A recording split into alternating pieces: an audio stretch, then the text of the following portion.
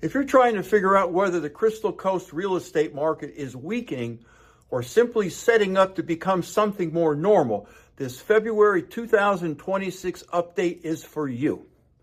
Hey everyone, I'm Dennis Richkovsky. I live full-time on the North Carolina coast, and I help buyers and sellers and investors make informed decisions across Emerald Isle and the Crystal Coast. All of my contact information is below, and I personally respond to every call, text, and email. In my February 2026 market update, as always, I focus on three metrics: days on market, list to sold ratios, and pricing trends to show how buyers and sellers actually behaved during the most recent period. Let's dive in. Days on market tell us how long buyers are willing to wait before committing. List to sold ratio tells us how much leverage buyers and sellers truly have. And pricing trends tell us whether price movement is being driven by demand or by the mix of homes that happen to sell. Any one of these numbers alone can be misleading to you. Taken together, they tell a much clearer story.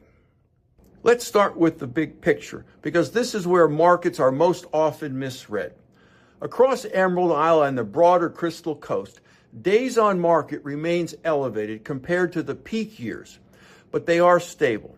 Homes are taking longer to sell than they did during the COVID and post-COVID frenzy, but that time is not expanding month after month. Buyers are deliberate, not absent. At the same time, list to sold ratios remain tight and consistent, generally clustering in the mid to high 90 percentile rate.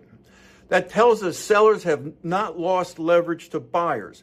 When homes are priced realistically, buyers are still meeting sellers close to asking price. If demand were deteriorating, this is the first metric that would show it, and it hasn't. Now look at pricing trends, because this is where context matters. Pricing across the Crystal Coast is not moving in a single direction. Some areas are flat, some are modestly positive, and some show short-term volatility. That variation is not a sign of instability. It reflects which homes are selling, not broad market pressure. Taken together, these three metrics tell a consistent story. Buyers are taking more time. Sellers are still being paid when pricing is correct. Prices are being shaped by selectivity and composition, not by panic or forced discounting. This is not a soft market. It is a disciplined, segmented market.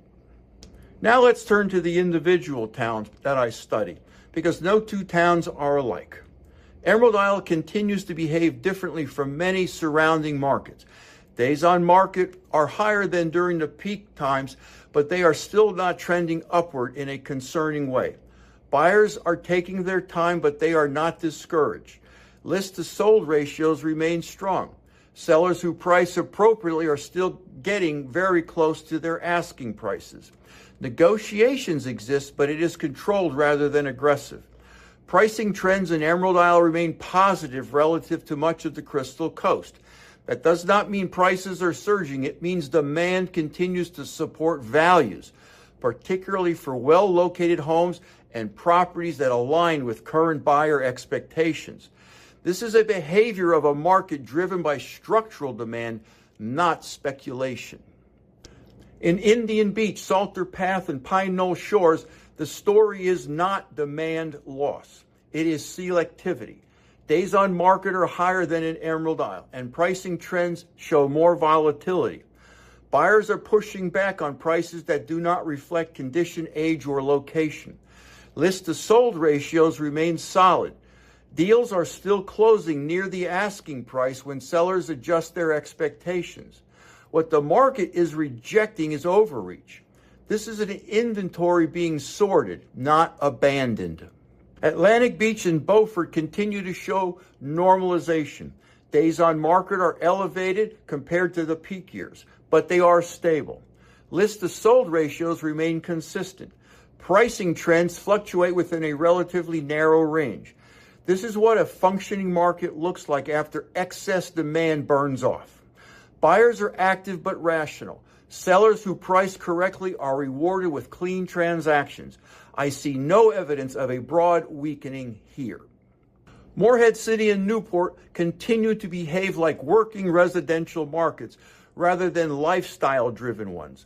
Days on market are moderate. List-to-sold ratios are steady. Pricing trends are mixed but controlled. These markets are doing exactly what you would expect in a residential environment. Steady absorption without drama. Cedar Point, Cape Carteret, and Swansboro show a quieter form of strength. Pricing trends are positive in parts of the segment, even while days on market remain elevated. Buyers are patient but present. They are not chasing listings, but they are stepping up when the value is clear. List-to-sold ratios confirm this. Sellers who price realistically are still closing near their asking price. This is a measured market, not a weak one. Jacksonville continues to operate on a different economic engine, with the data reflecting that.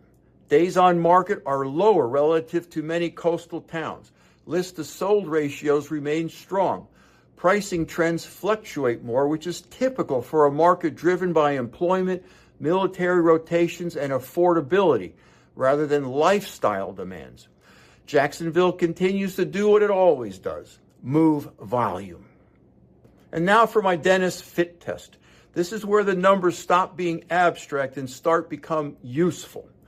If you are a buyer, this market rewards patience without hesitation. You have time to evaluate options, but when the right property appears, decisiveness still matters. If you are a seller, pricing discipline is everything. This market will not chase yesterday's numbers, but it will respond quickly to homes that are positioned correctly from the start. And if you are an investor, this market favors long-term structure over short-term speculation. Fundamentals matter more than momentum. If these expectations fit you, this market will feel like a win. If they don't, this market will either penalize you or force you to make an adjustment. If you found this helpful and you're serious about buying or living on the Crystal Coast or anywhere on the Outer Banks, I have 2 free resources for you. Text the word FREE to 919-308-2292 and I'll send you my book, Live Where You Vacation. It's a deep dive into living on the Outer Banks of North Carolina with a special focus on the Crystal Coast, Bogue Banks, and Emerald Isle.